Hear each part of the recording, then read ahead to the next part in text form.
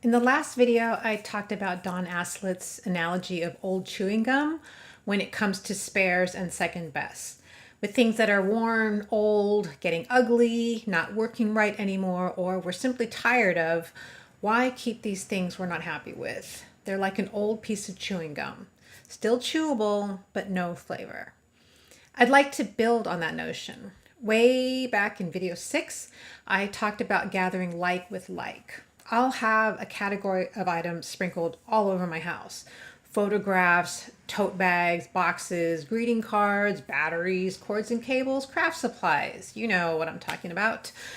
When I pick up one of these items in isolation, it can be more difficult for me to let go of because it's out of context. This is a drawing from my niece from when she was really little. I have no idea what it is or what direction it goes, but she drew it and I love my niece, so I kept it. This is another drawing from my niece.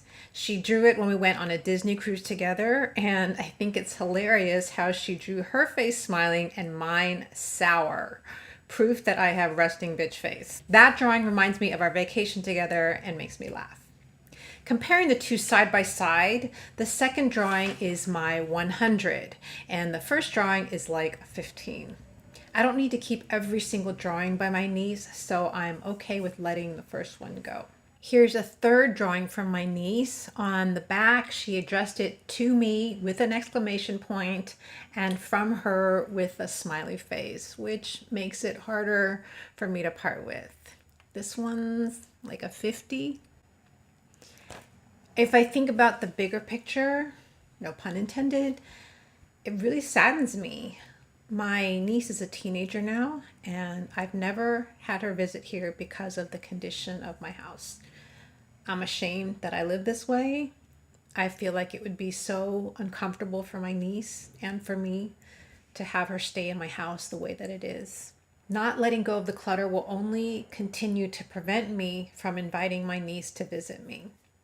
When I weigh hanging on to every drawing from my niece versus spending actual time with her, I want to face my anxiety and let go of this. These drawings were sitting in different drawers, buried underneath other papers. I'm not going to put my 100 back in the drawer. Decluttering isn't just about clearing stuff. It's also about giving proper homes to the items we decide to keep, elevating the things that we really treasure. Why keep artwork if it's going to be buried in a drawer? I found a nice photo frame for a few bucks. It's larger than the card, but I had some cool cork paper in my craft stash. A while back, I donated a lot of my decorative papers, which was hard for me, but they went to a kid's art studio, so I felt good about that. I kept a few of my favorites, like this one, definitely a 100. And I think it makes for a nice background. So I let go of some drawings from my niece. I highlighted my 100 in a frame, and I put some of my craft stash to use. Gathering like with like helps give a context to a category of items. How many of these do I have? How many do I really need to keep? Which one is my 100? How do the others compare? And can I let any sub 100s go? Try gathering like with like and deciding what's your 100. I want to learn to prioritize more in my life. Not just things, but time, activities, and relationships. Because when everything's important, nothing's important.